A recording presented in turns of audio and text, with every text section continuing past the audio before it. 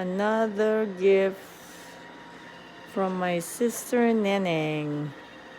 Thank you, Neng. Package from South Carolina. Thank you, Sister Neneng.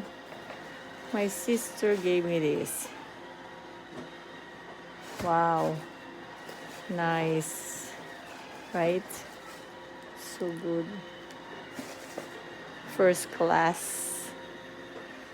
First class, so nice. Blessing. And bot is ready, is doing his thing. That's our new toy.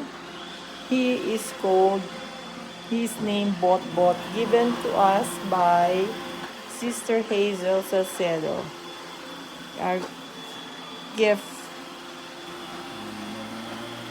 our, look at her, look at him. Bot, go home. Go home. You're done cleaning. It's Sister Hazel who gave it to us as a 25th anniversary gift. Thank you. There's a lot of people who loves us. Thank you so much. My sister from South Carolina gave this one. Thank you, Neng. Thank you so much. I miss you. And of course, si Bot from Sister Hazel. Look, she told me she wanted to give me something that will not take away the time from my family. So Sister Hazel said, I want to give you a vacuum cleaner. So she gave me an iRobot, and we named him Bot for Pinoy descent. Thank you. It's so funny, right? We have a new toy. We call him Bot. There you go. Can you see him? And then, of course, we have our new renovated countertop, and a lot of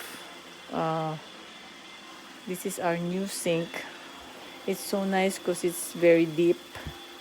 If you can see, yay, different style. See, there's, wow, different kind of, I'm playing.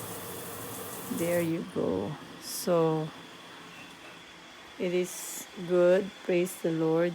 I haven't really cleaned up yet, so it's still makalat. But anyway, I like it a lot because it's deeper. Thank you, Lord. Okay, guys. So it's a blessing again. Thank you so much for watching. This is my third vlog for the day, for updating.